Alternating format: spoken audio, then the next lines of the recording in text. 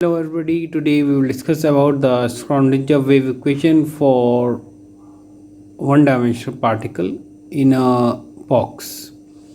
ये एक पार्टिकल है और वो एक बॉक्स के अंदर है, तो उसका स्क्रॉडिंजर वेव इक्वेशन जो है वो क्या होगा उसे पढ़ेंगे आप। देखिए जैसे here we see that let us consider a case of a particle.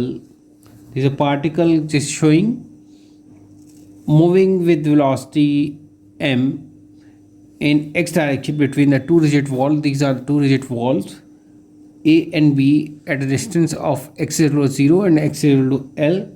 The particle can be free to rotate everywhere. The potential function of the particle is shown here.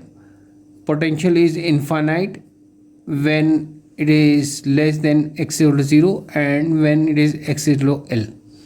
And for convenience we consider that the potential is 0 in between the walls. यहाँ पर ये दिखाया जा रहा है कि एक particle है जो कि फ्रीली मूव कर सकता है हियर देयर। उसका मास m है, m मास है और कहीं भी रोटेट कर सकता है। आप ये कह सकते हैं जैसे कि गाय रहती है और एक बंधी है एक रस्सी से, तो जहाँ तक रस्सी है बस ये वही सी आप समझ सकते हैं कंपेयर में। और इधर अगर जाता है यहाँ पे इनफाइनाइट पोटेंशियल है इस वेल से x इक्वल टू 0 पे और x इक्वल टू L पे इनफाइनाइट पोटेंशियल है। और कन्वीनियंस के लिए यहाँ कोई पोटेंशियल था मगर हम यहाँ पे क्या ले रहे हैं उसे 0 ले रहे हैं। और ये बताया जाता है कि इसके अंदर जो पोटेंशियल है कांस्टेंट है, यानी कांस्टेंट यानी 0 पोटेंशियल है। ये फंक्शन मैंने यहाँ डिफाइन भी कर रखा है। यहाँ 1D की बात ही कर रहे हैं क्योंकि वैसे तो 2D 3D भी बॉक्स हो सकते हैं मगर स्क्रॉडिंजर वेव इक्वेशन और भी ज़्यादा टफ बनेगा। पहले हम सिंप्लीफिकेशन के लिए पहला वन डायमेंशनल ही पढ़े रहे हैं। The Schrödinger wave equation for the particle is given by, ये मैं ऑलरेडी लिखा चुका हूँ आपको और समझा भी चुका हूँ। ये मेरी पिछली वीडियोस में आप आराम से पढ़ सकते हैं। This is time independent Schrodinger wave equation. यहाँ पर m is the mass, h is the Planck constant, e is the total energy, v is the potential, psi is the wave function. जो पार्टिकल है क्योंकि बहुत छोटा particle है तो इसका वेव से रिप्रेजेंटेशन होगा, तो इसे इस तरीके से लिख सकते हैं आप। अब इसे लेंगे जब ये पार्टिकल बॉक्स में है तो v जो है 0 है, ये ऑलरेडी मैं आपको फंक्शन में डिफाइन कर चुका था। तो ये फर्स्ट वाला इक्वेशन जो है हमारा ये बन जाएगा। इसमें d psi square d upon d x square plus 8 pi square m h square e psi.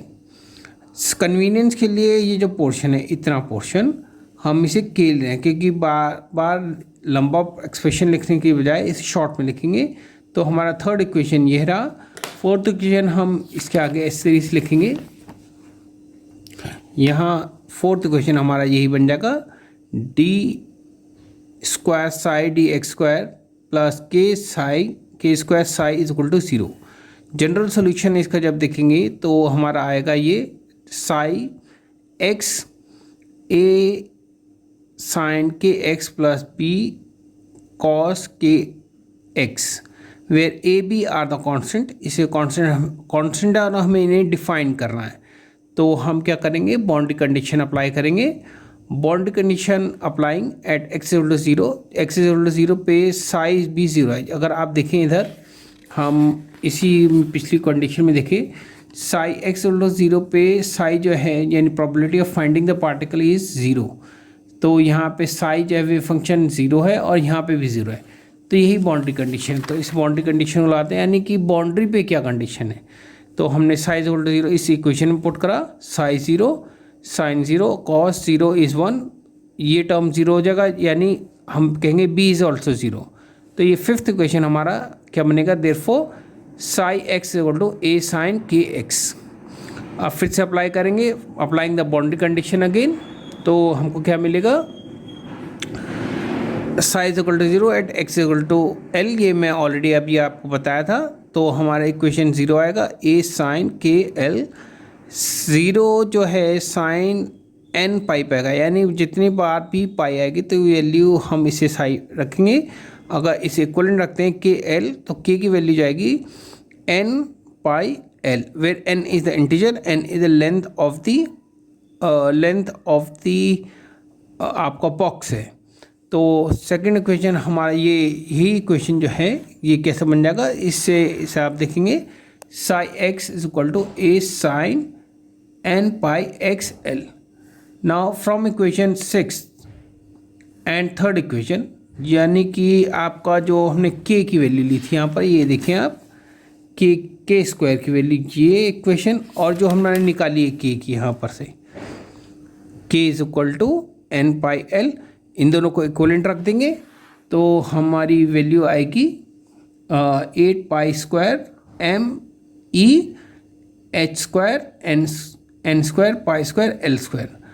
Convenience के लिए हम ई को ई एन लिख देंगे, यहाँ ये ई एन लिख जाएगा, और इसे सॉल्व करेंगे, जो क्रॉस हो रहा है वो क्रॉस कर देंगे, तो हमारा ई एन जो आएगा वो आएगा n square h square upon 8 m l, और एच क्रॉस की वैल्यू होती है वो होती है एच अपॉन 2 पाई। तो ई एन की अगर हम इसी क्वेश्चन में पुट करेंगे तो हमारे क्या आएगी n square h square pi square upon 2 m L.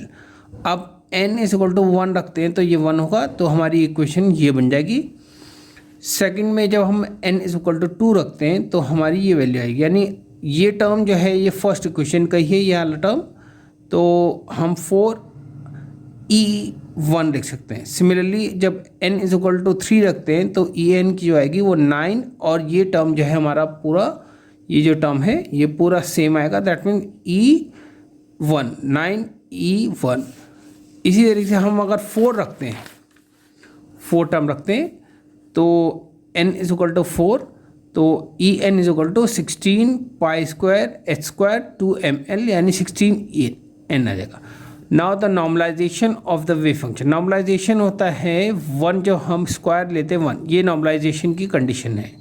तो हम इसमें रखेंगे नॉर्मलाइज्ड, आप ये कह सकते हैं जैसे हम 100% के हिसाब से निकालते हैं, तो वेव फंक्शन 100% के हिसाब से कैसे निकाला जाएगा, यानी 100% यानी 1, तो कैसे निकालेंगे, तो इसकी वैल्यू निकालेंगे, साई की वैल्यू पुट करेंगे, तो इसमें वैल्यू पुट करेंगे, ये ऑलरेडी हमने अभी साई की वैल्यू निकाली थी, यहाँ पर पीछे क्वेश्चन में देखेंगे आप, साई की वैल्यू जो आई थी हमारी ये आई थी, तो इसका स्क्वायर रखेंगे, और इसमें रखा हमने स्क्वायर करा A square sine square n pi l x upon l. यहाँ ए की वैल्यू हमें डिफाइन करनी है, फाइंड करनी है, इज इक्वल टू 1, तो यानी कि हम जो प्रोबेबिलिटी है पार्टिकल की वो निकालेंगे कि 100% में कहाँ कितनी आ रही है, इसलिए नॉर्मलाइजेशन निकालते हैं। नॉर्मलाइज यानी 1% कितनी प्रोबेबिलिटी बनेगी उसकी, कितना वो वहाँ पे मिलेगा, तो 1 लेते हैं उससे, इसीलिए नॉर्मलाइज फंक्शन लेते हैं। यहाँ ए कॉन्स्टेंट बाहर आ जाएगा कि कॉन्स्टेंट है, इसे that will be 0 to l sine square n pi l upon n pi x upon l d x. Integrate करने से पहले इसके ट्रिग्नोमेट्रिक फंक्शन जो है ये, इसे हम इस तरीके से लगाएंगे क्योंकि इंटीग्रेट नहीं होगा स्क्वायर, तो 1 माइनस ये ट्रिग्नोमेट्रिक इक्वेशन के हिसाब से आप लिख सकते हैं 1 minus cos 2 n pi x upon l into d x लेंगे हम, इज इक्वल टू 1, तो 2 बाहर आ जाएगा, इसे इंटीग्रेट करा तो x ये वैल्यू आई हमारी 2n पाई x तो नहीं आएगा, n आएगा, जो x इंटीग्रेट करा अपॉन l, मतलब इसकी वैल्यू l अपॉन l, तो l नोमरेटर में चला गया, इसकी वैल्यू पुट करेंगे क्योंकि ये डेफिनेट इंटीग्रल है, तो l टू 0 वैल्यू रखेंगे। जब l की वैल्यू रखेंगे तो ये वैल्यू जो है ये टर्म n पाई बचेगा, n पाई की वैल्यू 0 होती है, और जब x इक्वल टू 0 रखेंगे तब भी 0 आएगी, तो सिर्फ हमारा l यहाँ x माइनस 0 रखेंगे तो l, so x square a square upon 2l is equal to 1, a square की वैल्यू आएगी 2l, यानी a की वैल्यू जो आ रही है हमारी वो आ रही है A is equal to root 2l। और तो जो हमारा फंक्शन जो हमने डिफाइन करा था यहाँ पर, जो हमारा साई की वैल्यू है, इसमें ए की वैल्यू पुट करेंगे। तो ये जो पहला इक्वेशन हमने पुट करा था यहाँ पे ए डिफाइन नहीं कर पाए थे हम, तो इसे फाइंड करने के लिए हमने ये कंडीशन नॉर्मलाइज रखी थी। तो इसकी वैल्यू पुट करेंगे तो हमारी गई psi x is equal to root 2/l sine n pi xl, where n is the integer, l is the length of the box, psi is the wave function associate with the particle, सब atomic particle जो होता है उसको define करने के लिए होता है। आज के लिए बस इतना ही, और जिन्होंने मेरा चैनल सब्सक्राइब नहीं किया है सब्सक्राइब कर दें, शेयर करें और लाइक करें, जिससे कि मेरे आने वाले वीडियोस के अपडेट्स उन्हें मिलते रहें। Thank you.